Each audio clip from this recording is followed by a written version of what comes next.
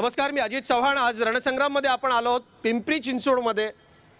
आशिया खंडातली अत्यंत मोठी अशी ही महानगरपालिका, म्हणून या महानगरपालिकेची ओळख आहे पिंपरी चिंचवड। म्हणजे पुण्याला लागून असलेलं औद्योगिक शहर, महाराष्ट्राच्या अंगावरती असलेल्या दागिन्याप्रमाणे हे शहर आहे। कारण महाराष्ट्राच्या प्रत्येक तालुका जिल्ह्यातून नोकरी करता, उद्योगाकरता पिंपरी चिंचवडच्या भूमीमध्ये माणूस आलेला आहे आणि असा अनेकांना आसरा देणारं हे पिंपरी चिंचवड शहर महानगरपालिकेच्या निवडणुकांना सामोरं जातं यावर्षी। आणि असंख्य पिंपरी चिंचवडकर, पिंपरी चिंचवडच्या विविध क्षेत्रात काम करणारे सामाजिक कार्यकर्ते, पत्रकार, डॉक्टर्स, वकील यांच्या संघटना, विविध सामाजिक संघटनांचे प्रतिनिधी या ठिकाणी आहेत आणि तमाम सर्व राजकीय पक्षांचे प्रतिनिधी या ठिकाणी आहेत। पिंपरी चिंचवडकरांच्या समोर आपल्या निवडणुकीमधलं काय विजन असेल, जाहीरनामे तर त्यांनी पाठवलेत, पण आता पुन्हा एकदा ते सांगणार आहेत की पिंपरी चिंचवडकरांसाठी त्यांना काय करायचं आहे आणि इतरांना का निवडून देऊ नये, आम्हालाच का निवडून द्यावं, हे देखील पिंपरी चिंचवडकरांच्या समोर ते सांगणार आहेत। आपण सुरुवातीला या कार्यक्रमात सहभागी मान्यवरांची ओळख करून घेऊयात। आमदार लक्ष्मण जगताप, जे बरेच गाजलेत महाराष्ट्रामध्ये, गेले काही दिवस सतत पिंपरी चिंचवडचे आमदार ते आहेत। त्यानंतर सचिन साठे आहेत, काँग्रेसचे ते शहराध्यक्ष आहेत। आमदार चाबराला लाभलाय, शिवसेनेचे ते आमदार आहेत। तुमचं मनपूर्वक स्वागत या कार्यक्रमामध्ये। त्यानंतर पिंपरी चिंचवडचे आणखी एक नेते जे गेले अनेक दिवस माध्यमांमध्ये गाजत होते ते विलास लांडे या ठिकाणी आहेत, राष्ट्रवादी काँग्रेस पक्षाचे।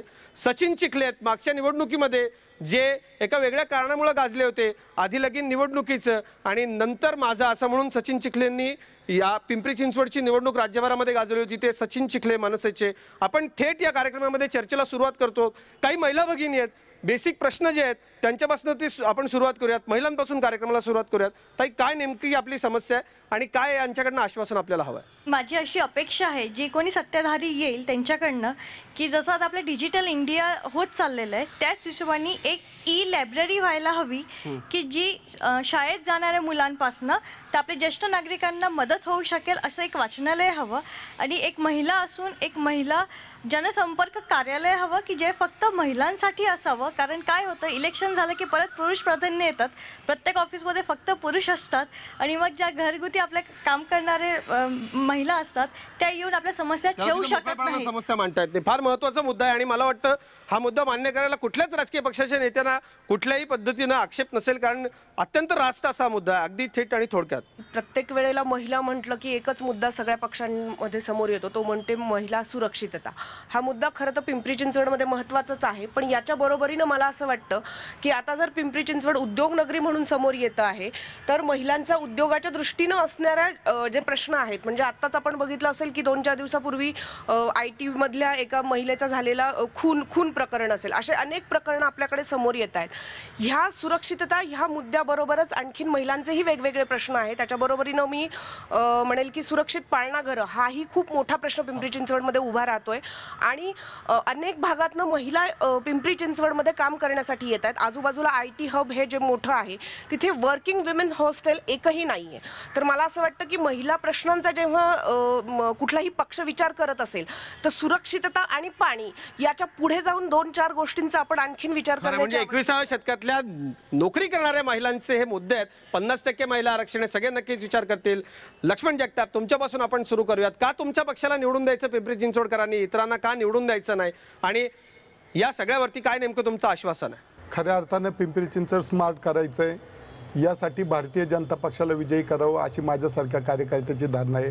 आत्ताच्या ताईंनी सांगितलं की लायब्ररी उपलब्ध असावी। आमचा जाहीरनामा 2 दिवसात मुख्यमंत्र्यांच्या हस्ते प्रदर्शित होईल, तर त्यावेळेस निश्चित या सर्व गोष्टींचा त्यात समावेश केलेला आपल्याला जाणीव होईल। नुसती लायब्ररी नाही तर प्रत्येक झोनमध्ये एक अभ्यासिका असेल आणि त्या अभ्यासिकेत लायब्ररी संपूर्ण शहर वायफाय कसं होईल या दृष्टीनं प्रयत्न होत राहणार आहे। पुन्हा महिलांच्या सक्षमीकरणाविषयी सदोदित प्रश्न केला जातो। जर एकदा महिला सक्षम झाली तर मला वाटतं तिला संरक्षण देण्याची गरज पडणार नाही, संरक्षणासाठी महिला बोलावं लागतील। एवढ्या चांगल्या प्रकारे महिलांना सक्षम करू। पिंपरी चिंचवड एक आदर्श शहर व्हावं, खऱ्या अर्थाने जगात स्मार्ट सिटी व्हावं या दृष्टीने भारतीय जनता पक्ष विचार करतोय आणि अशा विचारातनंच पिंपरी चिंचवडला एक मेडिकल कॉलेज यावं, एक इंजिनिअरिंग कॉलेज यावं। गतकाळात पिंपरी चिंचवडला जे यायचं राहून गेले, मग SP कॉलेज सारखं महाविद्यालय असेल, BMCC सारखं महाविद्यालय असेल, की आज आपण एकंदर पाहिलं तर आपल्या शहरातनं किमान 60 ते 70 हजार विद्यार्थ्यांना पुण्यात शिक्षण घेण्यासाठी जावं लागतं. त्याचा खूप मोठ्या प्रमाणावर वाहतुकीवरही ताण येतो. आपल्या सर्व सुविधा आपल्याला आपल्या शहरात उपलब्ध व्हाव्यात, कुठल्याही गर्दीचा भाग होण्याचं आपल्यावर वेळ येऊ देऊ नये, एवढ्या चांगल्या प्रकारचं काम पिंपरी चिंचवड महानगरपालिकेत भारतीय जनता पक्ष उभा करेल. शहराध्यक्ष आपल्या बरोबर आहेत. का काँग्रेस पक्षाला निवडून द्यायचं लोकांनी? काय तुमचं विजन आहे निवडणुकीतलं? इतरांना का निवडून द्यायचं नाही? का तुम्हाला निवडून द्यायचं? काय असं केलंय काँग्रेस पक्षानं आणि काय आश्वासन आहे तुमचं? आज जो पिंपरी चिंचवड शहराचा विकास, सर्वांगीण विकास होताना दिसतोय आपल्याला, त्याच्यामध्ये काँग्रेस पक्षाचा सिंहाचा वाटा आहे. कैलासवासी अण्णासाहेब मगर असतील, कैलासवासी रामकृष्ण मोरे, शंकरराव बाजीराव पाटील या नेत्यांनी या शहरातील सर्व घटकांचा विचार करून आज शहरामध्ये जे समाज उपयोगी विविध प्रकल्प राबवले गेलेले आहेत, त्याच्या पाठीमागं मूळ उद्देश आणि ध्येय हे आपला जो विकास आहे सर्व घटकांपर्यंत शेवटच्या थरापर्यंत पोचावा याचा काँग्रेसने विचार केलेला आहे. आजपर्यंत जे उद्योगधंदे या शहरामध्ये आले, आज एवढा उद्योग आणि रोजगार निर्माण या शहरामध्ये झाला आहे, त्याच्या पाठीमागे निश्चितपणे काँग्रेसचं दूरदृष्टीचं धोरण आहे. आज राज्यामधून नव्हे तर संपूर्ण देशातून सर्व जाती धर्माचे लोक या ठिकाणी येऊन स्थायिक झाले. उमेदवार मात्र सर्व जागांवर पक्षाला मिळत नाहीत, असं मग का घडतं पिंपरी चिंचवडमध्ये? हा एक प्रश्न आहे. सत्तेच्या बांधिलकी मानणारे बरेच लोक असतात या ठिकाणी. आता जे कोणी काँग्रेस बरोबर आहेत ते सर्व विचारांची बांधिलकी मानणारे आहे. काँग्रेस ही एक विचारधारा आहे आणि त्या विचारधारेशी संबंधित जे आहेत ते सर्व काँग्रेस बरोबर आहेत. जे सत्तेशी निगडीत राहिलेले आहेत ते सोडून गेलेले आहेत. शिवसेनेच्या आमदारांकडे आपण जाऊयात. भारतीय जनता पक्ष आणि शिवसेना इथे सोबत नाहीये, राज्यात आता कुठंच नाहीये. तुम्ही सोबळावरती इथं पिंपरी चिंचवडमध्ये लढताय. त्यांना बाजूला टाकले. विलास लांडे म्हणतात इथं तुम्हाला बाजूला टाकलंय, पण अशा परिस्थितीमध्ये का लोकांनी निवडून द्यायचं? आम्ही उलट सोबळावर चांगल्या पद्धतीने आम्ही आमचा परफॉर्मन्स करू शकतो. आज राष्ट्रवादी मधून सगळे आज भाजपमध्ये गेलेले आहे. त्याच्यामुळे कसं परिस्थिती अशी आहे, राष्ट्रवादी क्रमांक 1 किंवा 2 अशी परिस्थिती निर्माण झालेली आहे. परत तिथं ही घटना घडू नये म्हणून राष्ट्रवादी आली पाहिजे. आता ही लोकांना मध्ये संभ्रम निर्माण झालेला आहे की भाजपला निवडून द्यायचं किंवा कुठल्या पक्षाला निवडून द्यायचं. त्या ठिकाणी सगळे राष्ट्रवादीचे 2 गट निर्माण झालेला आहे. सोबळाचा नारा शिवसेना प्रमुखांनी दिलेला आहे, शिवसेना प्रमुख उद्धव ठाकरेंनी दिलेला आहे. आम्ही त्यांचं स्वागत करतो, कारण का त्या ठिकाणी तुम्हाला दुजाभाव केलेला आहे. आम्ही शिवसेनेने निर्णय घेतलेला की सोबळावर लढणार.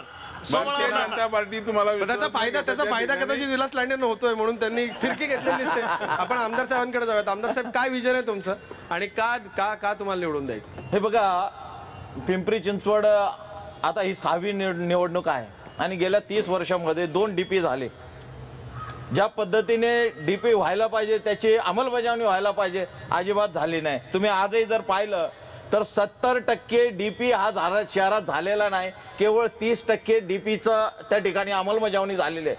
त्याच्यामुळं शहराचा जर विकास करायचा असेल तर तुमचा जो विकास आराखडा आहे त्या पद्धतीने तुमचं नियोजन झालं पाहिजे, त्या पद्धतीने तुमचं शहर विकसित झालं पाहिजे. तसं नियोजन झालं नाही असं बिलकुल अजिबात झालेलं नाही. या शहरामध्ये फार मोठ्या प्रमाणामध्ये झोपडपट्टीचा भाग आहे. आणि विलासराव, तुमची सत्ता आतापर्यंत होती, काय केलं नाही आम्हाला माहिती आहे ना. पिंपरी मतदारसंघ हा संपूर्ण झोपडपट्टी करून ठेवला तुम्ही. आलं का लक्षात? काय विकास केला सांगा ना तुम्ही? अजिबात काय विकास केला नाही. भ्रष्टाचार केला तुम्ही गेले अनेक वर्ष या ठिकाणी. स्वर्गीय मुलांसाठी असेल, मुलींसाठी असेल, वसतिगृह इथं अजिबात तुम्ही काय केलेलं नाहीये. आणि तुम्हाला करायचं असतं तर तुम्ही झोपडपट्टी वासियांकडे लक्ष दिलं असतं. झोपडपट्टी तुम्ही पाहिला. हरकत नाही, आपण त्यांना विचारूया. त्यांचा आरोप आहे तुमच्यावरती की ही कामं सगळी झाली नाही, डीपीचा तुम्ही अंमलबजावणी केली नाही असं विचारा ना. गौतम चाबुकसर हे आमचे मित्र आहेत. 1986 सालापासून तर आजपर्यंत महानगरपालिकेमध्ये नगरसेवक म्हणून त्यांनी काम केले आणि राष्ट्रवादी काँग्रेस पक्षाच्या माध्यमातून गेली 15 वर्ष हे शहर अत्यंत सुंदर बनवण्याचं काम केलेलं आहे. मी सुद्धा राज्यामध्ये काही तालुक्यांमध्ये फिरतो, जिल्ह्यामध्ये सुद्धा जातो, कारण राज्यातून आलेले जे या परिसरामध्ये उद्योग व्यवसायाच्या निमित्तानं आलेले सर्व नागरिक आहेत की त्यांना व्यवस्थितपणे महानगरपालिकेच्या माध्यमातून मूलभूत गरजा मिळाल्या पाहिजेत, ही भावना राष्ट्रवादी काँग्रेस पक्षाच्या माध्यमातून झालेली आहे. आदरणीय शरद पवार साहेबांचं विजन अत्यंत चांगलं. जसे यांनी सांगितलं IT पार्क ज्यावेळेस चिंचवडी या ठिकाणी आणला, किती त्या ठिकाणी रोजगार मिळालेला आहे हे सुद्धा आदरणीय पवारसाहेबांची दूरदृष्टी. हे सर्व करत असताना चाकण MIDC असेल, तळेगाव MIDC असेल किंवा रांजणगाव MIDC असेल, अशा याच्यामध्ये IT पार्क काँग्रेसमुळे हे सुद्धा असताना राजीव गांधी सन्माननीय लक्ष्मणराव जगताप सुद्धा आमच्या बरोबर काम करत होते. नाही ठीक आहे, मला सचिन चिखलेंकडे जायचं, पण तत्पूर्वी एक प्रश्न विचारल्याशिवाय मला राहत नाही. विलास लांडे, तुमच्याकडे नेते आणि कार्यकर्ते घडवण्याची कार्यशाळा आहे का? म्हणजे तुम्ही ते घडवून इतर पक्षांना देता का? नाही ते आम्ही देतो. आज इथे आमच्याकडं असं का घडतंय? हे सगळे लोक का सोडून जातात तुम्हाला? आमच्याकडं खुल्या दिलाने त्या ठिकाणी कुठेही दबाव नसतो. आम्ही देतो. काम करायला संधी असते. यारे सारे लहान थोरं सारे मिळून चांगल्या प्रकारे शहर बनवू, अशी जी भावना आहे त्या याच्यातनं प्रत्येकाला लोकशाहीमध्ये प्रत्येक अधिकार दिलेला आहे. परंतु ज्यावेळेस ज्या पदावरती राष्ट्रवादी काँग्रेस पक्षाच्या वतीनं बसलं जातो त्या याच्यामधनं एक चांगला विकास झाला पाहिजे. अशा याच्यातनं या ठिकाणी सर्व काही केलेले या सर्व गोष्टी माझी एकच भावना याच्यामध्ये की गेली मांडत होतो आणि आम्ही पक्षाला सांगितलं होतं की जर समस्या सुटल्या नाही तर पक्ष सोडून जाऊ. यांनी सांगितलं होतं, पण माझी एकच सांगतो. नाही हरकत नाही. लक्ष्मणरावजी, पिंपरी चिंचवडकरांच्या वतीने मला एक बोलावं असं वाटतं की ती समस्या सुटली, असे फ्लेक्स लागले, पण ती समस्या खरंच सुटली का? आताही आपण विचारू, तुम्ही सोडून जा, ती समस्या सुटली का? तेही आपण विचारू. मला सचिन चिखलेंकडे जायचं. मला सचिन चिखलेंकडे चव्हाणजी, शास्त्रीकराचा प्रश्न मिटलेला आहे आणि शास्त्रीकराचा GRE निघलेला आहे. तसं विचारू आपण आता. काय खरंच जर तुम्हाला हवा असेल तर तो मी आताही दाखवू शकतो. हे सगळं आम्हाला काम झालेलं अजिबात नाही. मला विनंती या ठिकाणी राहणार आहे की लक्ष्मणराव जगताप आणि मी ज्या पद्धतीनं गोपीनाथराव मुंडे आणि विलासराव देशमुख, शरद पवार किंवा सुशीलकुमार शिंदे असं नाव घेतलं जातं, या शहरामध्ये सुद्धा आम्ही नातेवाईक जरी असलो तरी आम्ही दोघं मित्र आहोत. परंतु ज्यावेळेस आमच्या पक्षाची ध्येय धोरण असेल ती त्या ठिकाणी स्पष्टपणे मांडण्याचं आम्ही काम करतो. पण इतरांच्या उरात त्याच्यामुळे धडकी भरते लांडे साहेब.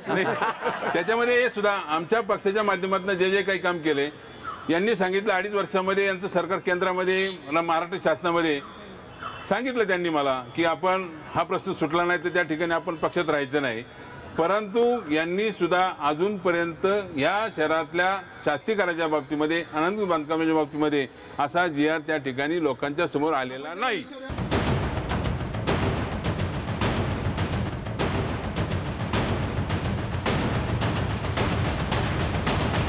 सचिनराव, का मनसेला निवडून द्यायचं?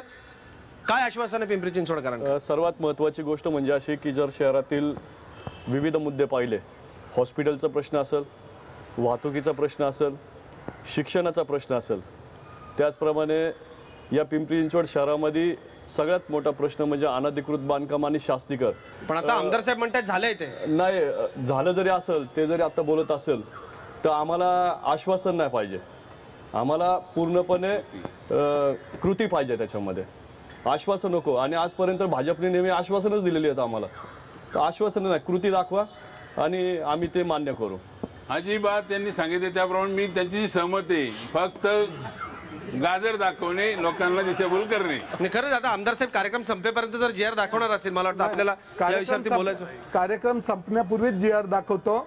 गौतम चाबुक सरांनी काही प्रमाणात सांगितलं ते बरोबर आहे. गेल्या 31 वर्षात महापालिका 20 ते 25% आरक्षणाचाही विकास करू शकली नाही.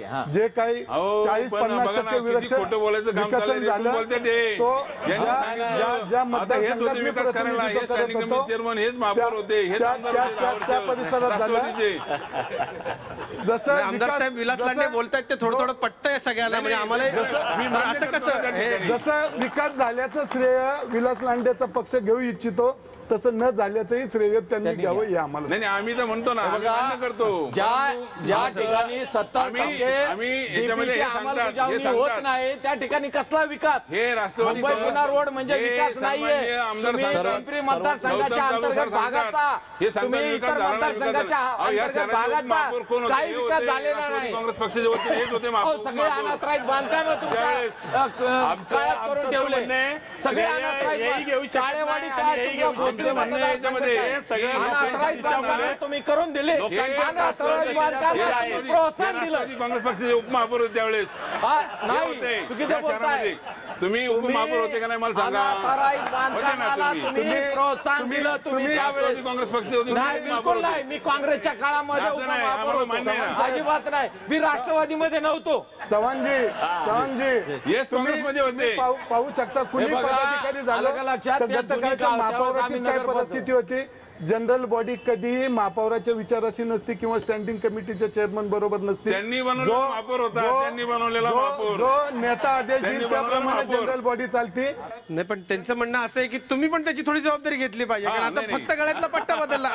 विलास लांडेचं असं म्हणणं आहे, असं मला वाटतं. विलास नाही, नाही, लांडेला मला आम्ही- जाणीव करून द्यावीशी वाटतं. मी बोला. 10 वर्षापूर्वी पक्ष सोडलाय.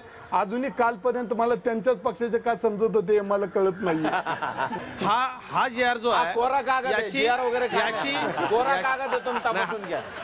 मला एकच मिनिट आपल्याला लांडेंच्या म्हणण्यातली खोचच लक्षात आली नाही. तेही दाखवतात की माझ्याकडेही जी आर आहे, पण त्याची अंमलबजावणी होती का हे विचारतायत. ते सांगितलं ना. आमदार साहेब आमदार साहेब जी आर आपण दाखवला, अंमलबजावणी होईल का? कारण विलासराव ज्ञानी आहेत आणि एकदा जी आर निघला तर त्याची अंमलबजावणी होते. मुद्दा असा आहे की ज्या मुळात लोकांना आमचा प्रश्न आहे. टॅक्स भरायला लागतोय, ज्या लोकांच्या हृदयाची धडधड वाढते. आमच्याकडे एक बातमी आली, जगताप साहेब आपली एक प्रतिक्रिया आली की पिंपरी चिंचवडच्या लोकांच्या आशा पल्लवित व्हायच्या. आम्ही ते पाहिलंय. 1 लाखाच्या वर लोकांचा हा प्रश्न आहे. हे होईल कधी? लोक आता ऐकतायत, लोकांच्या मनाला समाधान वाटेल. अहो हे होणारच जी आर नाही. निघलाय त्या दिवशी 12 जानेवारीला जी आर त्यांना खूप महत्त्वाचा प्रश्न आहे. 12 जानेवारीला जी आर आम्ही निघाला करणार. 12 जानेवारीपासून आशा कोमजल्या पार ही लोकांच्या. भारतीय जनता पार्टी आणि शिवसेनेची युती आहे या आणि ठिकाणी त्या युतीमध्ये सांगतात की होणार नाही. आता हे सरकारमध्ये का राहिले यांनी राजीनामा ताबडतोब द्यावा, सरकारमधून बाहेर व्हावं. आमदार साहेब त्याचं आपण उत्तर द्या, आपण पुढे जाऊ. आज महानगरपालिकेच्या आमची महानगरपालिका 100% लोकांच्या जीवावरती आहे. नागरिकांच्या विश्वासाने त्या ठिकाणी संपूर्ण राष्ट्रवादी काँग्रेस पक्ष येणार आहे. महाराष्ट्रामध्ये त्या ठिकाणी आम्ही भाजप बरोबर नाहीये, परंतु पण ते आज म्हणतात सरकारमध्ये तुम्ही राजीनामा द्या, थोडक्यात हा, असं मी त्यांचं ते म्हणणं आहे. आपण पुढे जाऊयात अगदी थेट आणि थोडक्यात. सर, माझा प्रश्न भाजपाला आहे. आज जे पिंपरी चिंचवडमध्ये परिस्थिती आहे की भाजपामध्ये राष्ट्रवादीतून बरेच सगळे नगरसेवक किंवा जे मान्यवर राष्ट्रवादीत होते पूर्वी ते भाजपामध्ये आज आले, आणि मग आज आपण असं म्हणतोय की भाजपा म्हणजे एनसीपीची बी पार्टी आहे. मग अशा वेळेला आम्ही भाजपाला यावेळेस का मतदान करायला पाहिजे? आमदार साहेब याचं उत्तर द्या की सगळेच राष्ट्रवादीचे लोक आहेत, का भाजपाला मतदान करायचं असं विचारतात. सर्वच राष्ट्रवादीची लोक अशी आहेत असं नाहीये. जे भारतीय जनता पक्षाच्या विचाराशी जोडलेली लोक होती, खऱ्या अर्थानं शहराच्या विकासासाठी लक्ष्मणराव जी लोक जगताप मदत भाजपमध्ये आले, त्यांच्या विचाराची जोडलेली आहेत. मूळ भाजपची जोडलेली नाही. आमचा दावा आहे तिथे. जे लोक विकासाला मदत करू शकतात भाऊ अशीच लोक- जगताप पार्टी आहे म्हणजे आज अशी परिस्थिती केली की भारतीय जनता पक्षात पाकिस्तानातनं लोक आली का काय असं सगळं कांगावा करतात. ज्यांच्या पायाखालची वाळू सरकली म्हणून हा कांगावा करतात. बीजेपी फक्त भाऊ जगतापांमुळे, म्हणजे बीजेपी भाऊ जगताप पार्टी. नाही, बीजेपीतल्या मूळ भारतीय जनता पक्षामधल्या मूळ लोकांवरती अन्याय झालाय का? तसे काही लोक आहेत आपल्याकडे. भाजपच्या मूळ लोकांवर काही अन्याय झालाय का असं वाटतं? नाही, मला नाही वाटत अन्याय झालेला आहे, कारण जो सर्वेनुसार त्यांनी केलेला आहे आणि भाऊंनी जो निर्णय घेतलेला आहे त्याच्यानुसार कार्यकर्त्यांवर न्याय दिला गेलेला आहे. सर्वे असा नसतो. आम्हाला ठरवायचं आम्ही मूळ जे भाजपचे लोक होते त्यांच्यावरती अन्याय झाला का? आणि या सगळ्यामध्ये सचिनराव साठेसाहेब, मी आपल्याकडे येतो. अन्याय झाल्याची भावना भाजपच्या कार्यकर्त्यांपेक्षा काँग्रेस, राष्ट्रवादी काँग्रेस, शिवसेना कार्यकर्त्यांची जास्त आहे. मुळीच नाही. आमचे लोक नव्हते बसले तिथं घोषणा द्यायला त्यांच्या पक्षाच्या बाहेर, त्यांचेच लोक बसलेले. 500 लोक मागत होते. 500 लोकांना तिकीट मिळू शकत नाही, त्यातले 25 लोक बसले होते. आणि जिथं ताकदवार लोक आहेत तिथं संघर्ष होणारच आहे. भारतीय जनता पक्षाकडे ताकद आहे, त्यामुळे थोडाफार संघर्ष होईल हे आम्ही गृहीत धरून आहोत. मुळातच या पक्षामध्ये इतर सर्व पक्षांना जे नेतृत्व आहे काँग्रेस पक्षाचे, एकही मूळ विचारसरणीचा कोणत्याही पक्षातला आहे. माझ्या आजूबाजूला तिलीकडे पाहिलं तर काँग्रेसच्या फॅक्टरीत निर्माण झालेले आहे सर्व. त्यामुळे या शहराला काँग्रेसच नेतृत्व देऊ शकेल. यापूर्वी सुद्धा काँग्रेसने दिलेले आहे. खरं आहे. एकमेकांवरती मिश्किल टिप्पण्या करतायत पिंपरी चिंचवड मधले नेते हे सगळे. आणि सगळ्यात महत्वाची गोष्ट म्हणजे ज्या विकासाच्या मुद्द्यांवरती चर्चा व्हायला हवी ते मुद्दे आता हळूहळू जनता उपस्थित करणार आहे. काही महिला भगिनींनी उपस्थित केलेल्या प्रश्नांना या नेत्यांनी उत्तर दिले. कार्यक्रम खुलतोय. पिंपरी चिंचवडकरांच्या समस्यांची चर्चा या ठिकाणी होणार आहे. नेतेही खुलतायत आणि ते आश्वासनं देत आहेत, त्यांचा अजेंडा लोकांसमोर ठेवतात. एक छोटासा ब्रेक घेतोय आपण. रणसंग्राम मध्ये लगेचच परतूयात. ताज्या बातम्यांसाठी पाहत राहा झी 24 तास.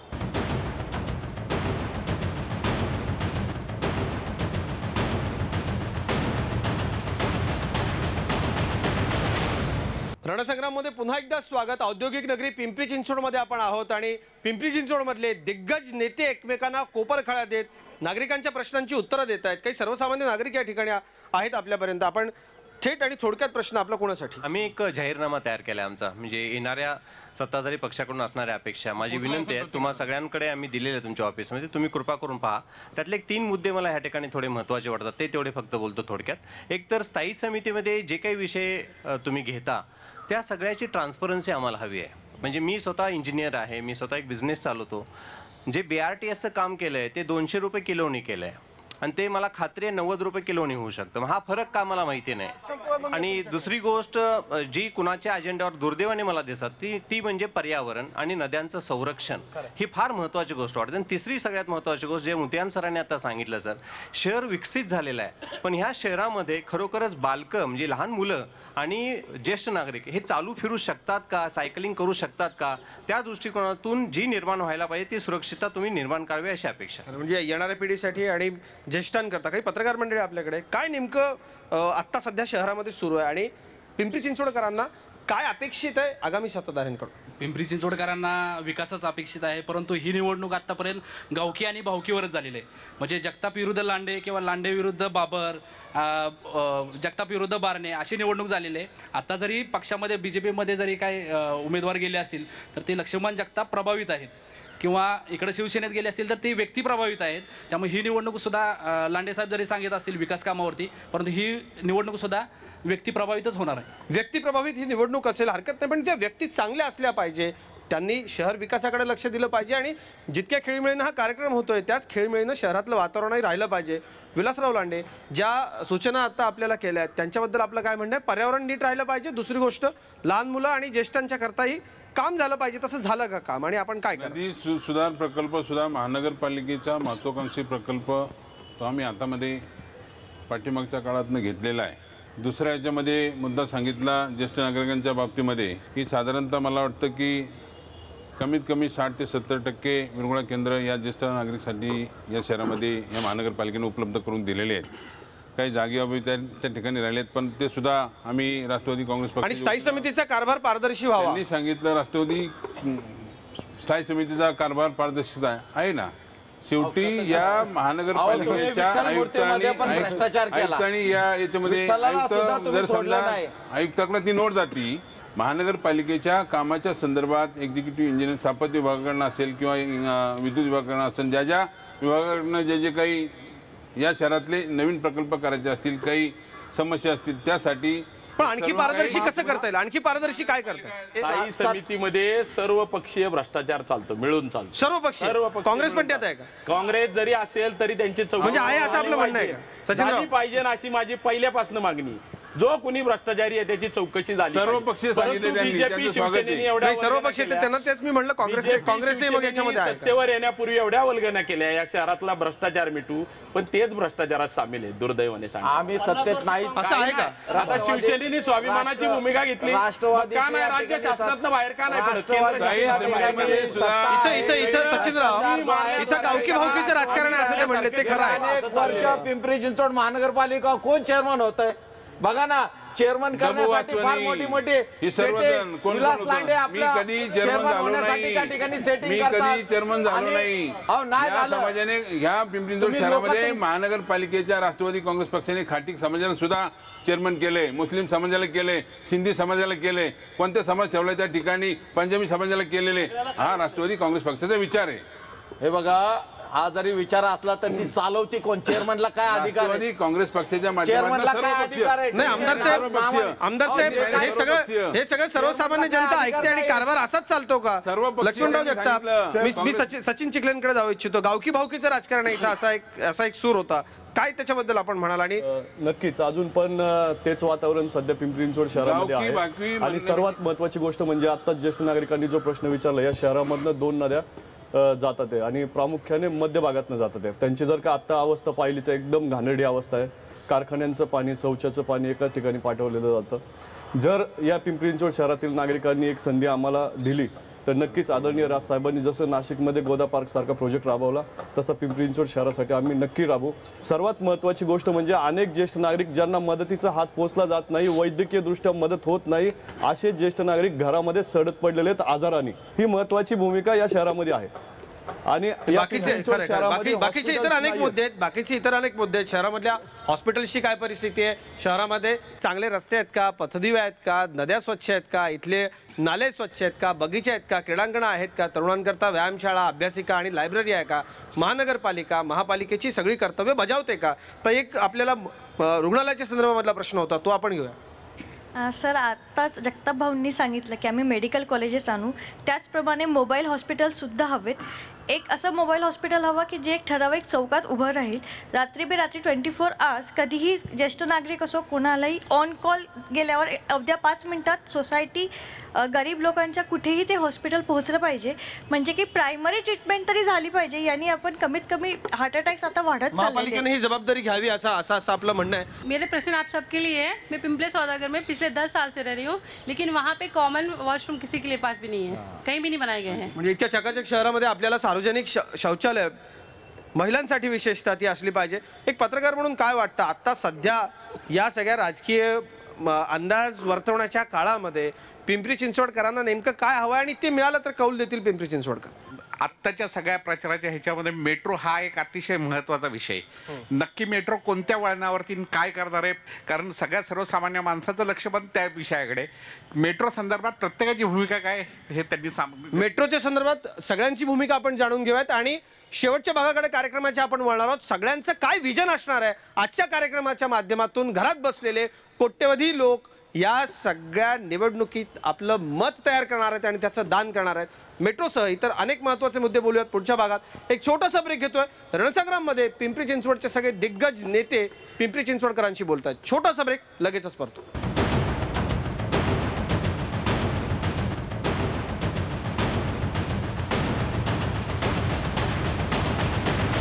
रणसंग्राममध्ये पुन्हा एकदा स्वागत. आपण पिंपरी चिंचवडमध्ये होतो आणि आता अनेक महत्त्वाचे प्रश्न जनता उपस्थित करते. कार्यक्रम रंगत चाललाय. शेवटच्या भागाकडे कार्यक्रमाच्या आपण वळलोय. अगदी थेट आणि थोडक्यात.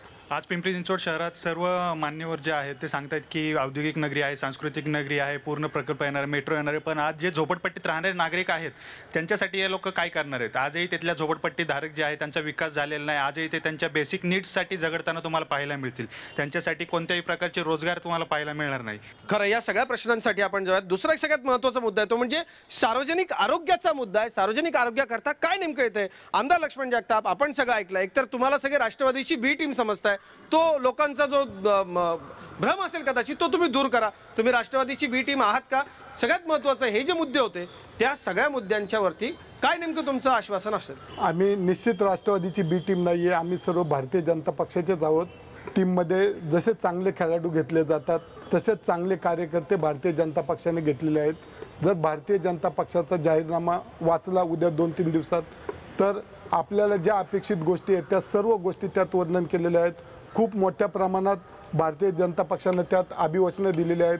प्रामुख्यानं त्यातला मुद्दा चांगल्या प्रकारचे हॉस्पिटल असावेत, पिंपरी चिंचवड शहरात सक्षम सार्वजनिक वाहतूक व्यवस्था असावी आणि चांगल्या प्रकारच्या शाळा असाव्यात.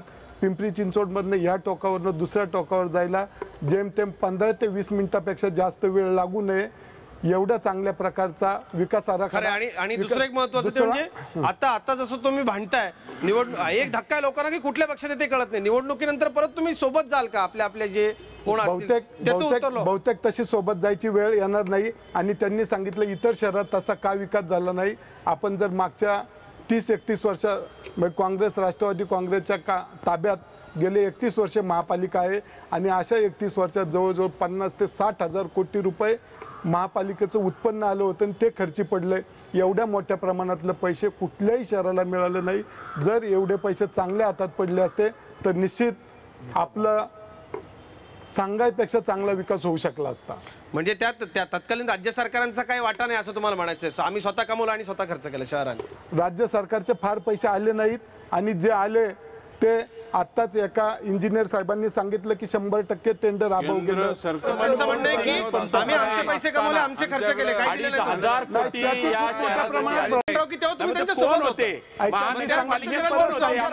नाही. मी परत सांगितलं की अख्खं लीड कॅप्टनकडे जातं. शेवटी आता आपण पाहतो की महापौर असेल तर महापौराला त्याच्या मनाप्रमाणे कारभार करताना तिथं पक्षनेता जवळजवळ महापालिकेचा सर्व कारभार करतो आणि पक्षनेत्याच्या मर्जीप्रमाणे मग महापौर असेल, चेअरमन असेल. आपल्याला सांगू इच्छितो, महापालिकेत भ्रष्टाचार प्रचंड झालेला आहे, यात काही दुमत नाही. केंद्र सरकारकडून 2,500 कोटी, माझ्या वाक्याची ठाम आहे, सर्व पक्षातील मिळून. आता आमच्याकडे सुद्धा जे होते ते त्यांनी घेतलेत बरोबर, कारण ते त्यांना मिळूनच होते. म्हणूनच मी सांगतो सर्व तिकडे गेले, आम्ही काढायच्या आधी तिकडे गेले, ते फार बरं झालं. त्यांनी काही केलं नाही आणि यांनी काही केलं नाही असं त्यांचं म्हणणं आहे. काय नेमकं मनसेला वाटतं? सर्वात महत्वाची गोष्ट म्हणजे अशी की आतापर्यंत हे पक्ष नेहमी एकमेकांमध्ये भांडत राहिले, विकासाचा मुद्दा साईडला आहे. अजून एक महत्त्वाची गोष्ट म्हणजे आम्ही येणाऱ्या महानगरपालिकेच्या इलेक्शनमध्ये आमचा एक मुख्य अजेंडा आहे की अनधिकृत बांधकाम अधिकृत करणे, त्याचप्रमाणे शास्तीकर रद्द करणे आणि महत्वाची भूमिका म्हणजे की या ऑलरेडी रद्द झाला. 3 महत्वाचे मुद्दे इथले. मला अगदी शेवटी हेच आश्वासन घेऊन कार्यक्रम संपवायचा आहे, तो म्हणजे शास्तीकर रद्द झालाय असं आमदार सांगतायत. दुसरं सगळ्यात महत्वाचा रेड झोनचा एक मुद्दा खूप मोठा आहे. दुसरं अनधिकृत बांधकाम. विलास लांडे, आपण कार्यक्रमाची वेळ सचिनराव संपत आली. विलास लांडे, या खूप 3 महत्वाच्या मुद्द्यांसकट इतर काय आश्वासन द्याल आणि काय आवाहन कराल पिंपरी चिंचवडमध्ये? आम्ही एकच या शहरातल्या नागरिकांना विनंती करणार आहे की हे शहर स्वच्छ, सुंदर आणि वेल सिटी झालेले शहर आहे, ते बनवले राष्ट्रवादी काँग्रेस पक्षाने. दुसरा मुद्दा याच्यामध्ये शास्तीकराच्या बाबतीमध्ये सांगितलं गेलं, गेली 2.5 वर्ष यांची सत्ता असताना सुद्धा शास्तीकराचा निर्णय झालेला नाही. शास्तीकराचा निर्णय झालेला नाही. जानेवारीला अंमलबजावणी त्या ठिकाणी आली पाहिजे. महानगरपालिकेत तसे आदेश आले पाहिजे, आदेश दिलेले नाहीत. आदेश दिले असते त्याच्यामध्ये काय केलं? शास्तीकराच्या बाबतीमध्ये फक्त 500 स्क्वेअर मीटर नाही, 500 स्क्वेअर फुटामध्ये त्या ठिकाणी त्या शास्तीकाराची अंमलबजावणी केली. काही 2,000 स्क्वेअर फूट बांधलं. सर्व मोठ्या लोकांनी त्या ठिकाणी बांधलेले, त्यासाठी काय करणार तुम्ही? ज्यांनी बांधले त्यांनी काय करणार? गरीबाला मिळावी. एक मुद्दा एक नागरिकांनी उपस्थित केलेला आहे की हे सर्वजण भांडतात. नागरिकांनी सुद्धा चांगला विचार केला पाहिजे. राष्ट्रवादी काँग्रेस पक्षाने चांगला या परिसरामध्ये झालेला विकास, कोण जाते अलिबागला, कोण जाते त्या ठिकाणी पार्ट्या करतात, नागरिकांनी सांगितलं. त्यांचं भावना अत्यंत बरोबर आहे. आम्ही लोकांच्या समोर जातो, लोकांना सांगतो की राष्ट्रवादी काँग्रेस पक्ष एकदम चांगलं काम करतो, तुम्ही त्यांना मदत करा. हरकत नाही. लक्ष्मण जगताप, मला जाता जाता रेड झोन आणि अनधिकृत बांधकामाबद्दल काय भूमिका असेल? विना परवाना बांधकामाचा प्रश्न न्यायालयात प्रलंबित आहे. न्यायालयाच्या आदेशानुसार थोड्या दिवसात तो प्रश्न मिटेल. रेड झोनचा प्रश्न खूप अवघड आहे, कारण स्वतः पवार साहेब संरक्षण मंत्री असताना सुद्धा तो प्रश्न सुटलेला नाही. पण आत्ताच्या संरक्षण मंत्र्यांनी येत्या 5 ते 6 महिन्यात तो प्रश्न सुटेल. मिलिटरी हद्दीतले जे आश्वासन आपल्याला मिळालं, जे बंद आलेले रस्ते आहेत तेही सुरू होतील. हे म्हटले ते सत्तेवर आल्यावर 100 दिवसात आम्ही प्रश्न सोडवू. शासनानं तो प्रस्ताव केला, ज्याला न्यायालयाच्या 12.5% परताव्याचा प्रश्न 1 महिन्यात न्यायालयाच्या मंजुरीची गरज होती. त्या मंजुरीसाठी तो प्रश्न प्रलंबित आहे. शहराचा विकास काँग्रेसचा खारीचा वाटा आहे, सिंहाचा वाटा काँग्रेस पक्षाचा. याच्यामध्ये किती पिळवणूक करण्याचं काम करतात. शेतकऱ्यांचे प्रश्न असतील, कामगारांचे प्रश्न असतील, नोटाबंदीमध्ये सुद्धा त्या ठिकाणी आज किती लोक हात घ्यायला आलेली. हे जे 3 महत्वाचे मुद्दे, यावरती आश्वासन या सगळ्या नेत्यांनी दिलं. अनेक प्रश्न उपस्थित झाले, काही प्रश्नांना बगल दिली गेली, पण प्रश्न उपस्थित होणं महत्वाचं होतं. पिंपरी चिंचवडच्या नागरिकांच्या मनात नेमकं काय आहे, मतदानाच्या दिवशी, निकालाच्या दिवशी स्पष्ट होणार आहे. या आजच्या रणसंग्राममध्ये आपण इथेच थांबतोय. आपण सर्व मान्यवर या कार्यक्रमाला उपस्थित राहिलात, आपले मनपूर्वक आभार. ताज्या बातम्यांसाठी पाहत राहा झी 24 तास. रहा एक पाऊल पुढे. झी 24 तास, रहा एक पाऊल पुढे.